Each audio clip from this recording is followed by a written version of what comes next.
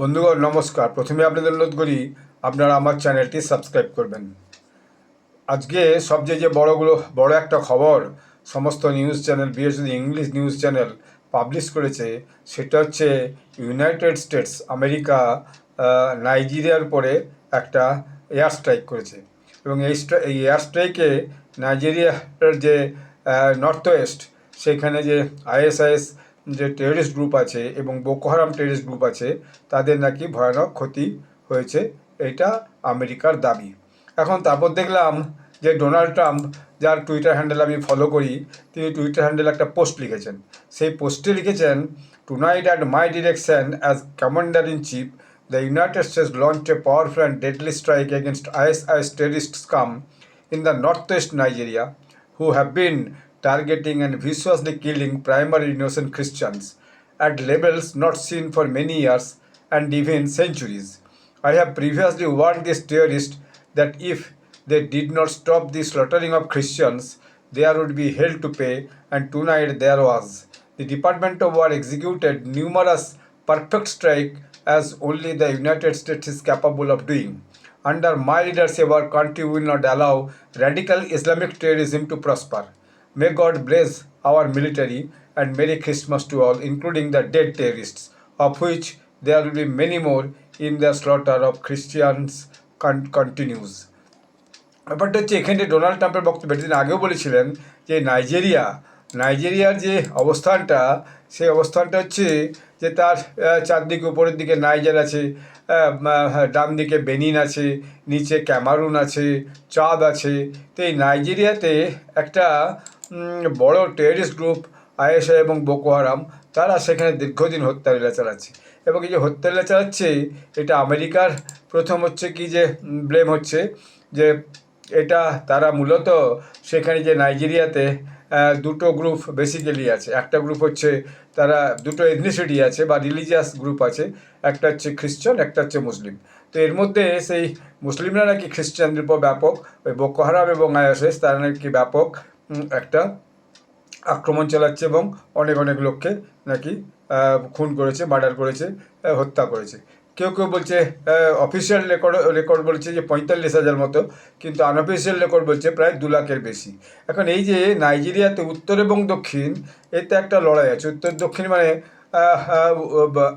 দুটো, একদিকে খ্রিস্টানদের প্রভাব, একদিকে মুসলিমদের প্রভাব। এবং খ্রিস্টানরা ওখানে সে অর্থে একটু অর্থবান, কিন্তু সেই অর্থে মুসলিমরা নাকি আর্থিক দিক থেকে দুর্বল। কিন্তু সেটা হয়তো কারণ নয়, অন্য কী কারণ বোঝা মুশকিল।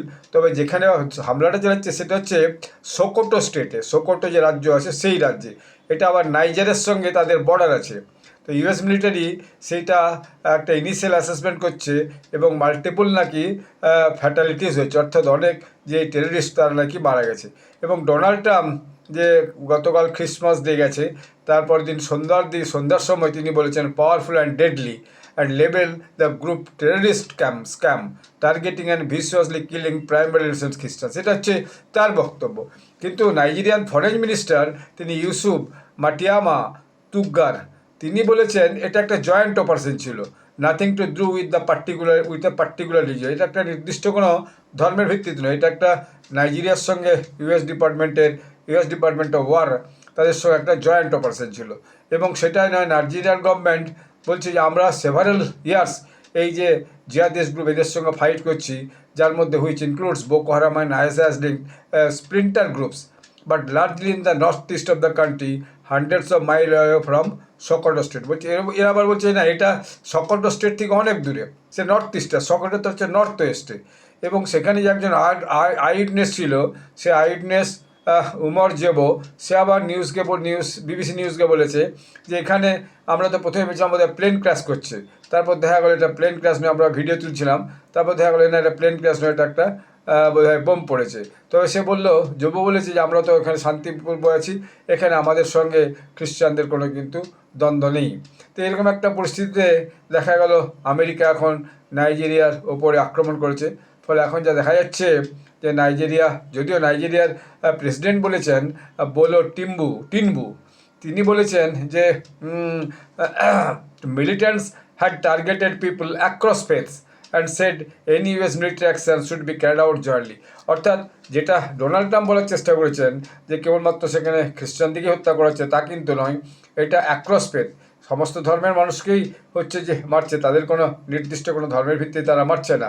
এবং আমরা ইউএস মিলিটারি যে অ্যাকশান, এই অ্যাকশানটা আমরা জয়েন্টলি অপারেট করতে চাই, জয়েন্টলি ক্যারিড আউট করতে চাইছি, এবং আগামী দিনেও আমরা এটা কিন্তু করব। কিন্তু এই যে দ্বন্দ্বটা, এই দ্বন্দ্বটা কী যে এক্স্যাক্টলি সেটা খুব মুশকিল। তবে দেখা যাচ্ছে যে নাইজেরিয়ান গভর্নমেন্টও কিন্তু হচ্ছে কি যে এদের বিরুদ্ধে লড়াইটা দীর্ঘদিন করছে। তবে ইউএস স্টেট ডিপার্টমেন্ট থেকেও বলা হয়েছে যে ঠিক আছে, নাইজেরিয়ার সরকার আমাদের সঙ্গে সাহায্য করেছে। This has led to precision hits on terrorist targets in Nigeria by air strikes in the north west. এইটা আমেরিকার পক্ষ থেকে বলে, নর্থ ওয়েস্টে এখানে করা হয়েছে সেটা হচ্ছে যে একটা এয়ার স্ট্রাইক করা হয়েছে, এবং এটা টেররিস্টদের যে গ্রুপদের যে থাকার জায়গা ছিল সেখানে একটা স্পেসিফিক সেখানে হিট করা হয়েছে।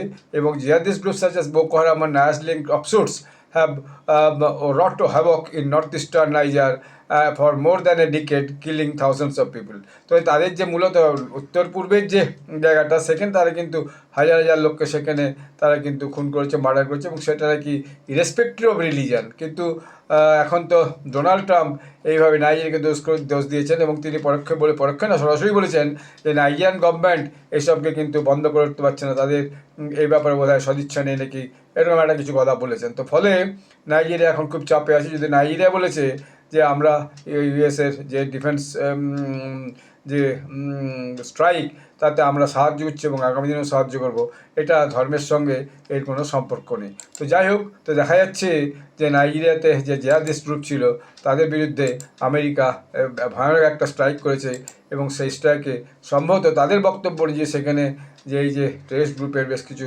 সদস্য নাকি মারা গেছে, এবং এটা একটা নির্দিষ্ট প্রিসিশন স্ট্রাইক ছিল, যেখানে তাদের আড্ডাখানা ছিল, থাকার ঘরটা ছিল, সেখানে ওদের স্ট্রাইক করেছে। এইটা কিন্তু আমেরিকার পক্ষ থেকে বলা হয়েছে। যাই হোক, আগামী দিনে মনে হচ্ছে এই যুদ্ধটা আরও দীর্ঘায়িত হতে পারে, এবং কতদিন এটা চলে সেটাই দেখতে হবে। আমেরিকার তো নীতি বোঝা বড় মুশকিল। কখনো সিরিয়ার যারা এককালে আইএস টেররিস্ট ছিল তারা ক্ষমতা আসে, তাদেরকে ডেকে নিয়ে হোয়াইট হাউসে লাঞ্চ খাওয়াচ্ছে, আবার দেখা যাচ্ছে যে এখানে আবার নাইজেরিয়াতে আইএস টেররিস্টের উপর আমরা বম বর্ষণ করে তাদেরকে ধ্বংস করে দিচ্ছি। তো এদের পলিসি বোঝানো মুশকিল। আবার কোনো অ্যানালিস্টের বক্তব্য শুনছিলাম, তারা বলছে নাইজেরিয়ায় প্রচুর খনিজ সম্পদ আছে, এখন ডোনাল্ড ট্রাম্পের সব জায়গাতে খালি খনিজ সম্পদের তালাশ করছে। তো সেই খনিজ সম্পদের জন্য ভয় দেখিয়ে অথবা ভয়ে অথবা ভক্তিতে, যেভাবে হোক তাদের কাছ থেকে খনিজ সম্পদ তার নেওয়াটাই হচ্ছে এই স্ট্রাইকের আসল উদ্দেশ্য। এটা তিনি করবেনই ভেবে রেখেছেন হয়তো, এই কথাটা দীর্ঘদিন তিনি বলে বেড়াচ্ছেন আমি স্ট্রাইক করবো, নাইজেরিয়াতে আমাদের খ্রিস্টানদের অবস্থা খুব খারাপ, এই কথা তিনি বলে বেড়াচ্ছিলেন। তো যাই হোক, এরকম একটা অবস্থায় চলছে। তো আগামী দিনে যদি এরাও যারা বোকো হারাম বা আইএসআই টেররিস্ট, তারা যদি চুপ করে যায়, শান্ত হয়ে যায়, তাহলে ভালো হবে। নাহলে হয়তো দেখা যাবে আমেরিকা আবার নির্দিষ্ট কোনো তথ্যের ভিত্তিতে তারা স্ট্রাইক করতে হবে। এবং বলা হচ্ছে যে নাইজের উপরে যে নাইজার আছে, নাইজার থেকে নাকি আমেরিকা ইনপুটগুলো পাচ্ছে যে কোথায় কোথায় টেররিস্টরা কীভাবে লুকিয়ে আছে বা কীভাবে তারা এই সমস্ত হত্যালীলা চালাচ্ছে, গোলমাল চালাচ্ছে। এটা কিন্তু কোনো একটা সূত্র থেকে বলছে, আমি একটা নিউজে দেখছিলাম, সেখানে কিন্তু এই কথাটা বলছে। তো যাই হোক, ভিতরের ব্যাপারটা বোঝা খুব মুশকিল, অনেক দূরের দেশ। তো আগামী দিনে বিষয়টা কোন জায়গায় দাঁড়ায় সেটাই মুশকিল। তো যেটা সবচেয়ে বড় কথা, ডোনাল্ড ট্রাম্প এখন আবার একটা নিজেই যাকে বলে যুদ্ধ শুরু করে দিয়েছেন। যদিও নাইজেরিয়া সরকারের সঙ্গে সরাসরি যুদ্ধ নয়, কিন্তু নাইজেরিয়ার একটা গ্রুপের সঙ্গে তার একটা যুদ্ধ প্রায় শুরু হয়েছে বলা যায়। এইখানে ভিডিওটি শেষ করছি। আবার কোনো নতুন বিষয় নিয়ে, আন্তর্জাতিক বিষয় নিয়ে আপনাদের কাছে আমি ব্লগ করে জানাবো। আপনারা সবাই ভালো থাকবেন, ধন্যবাদ।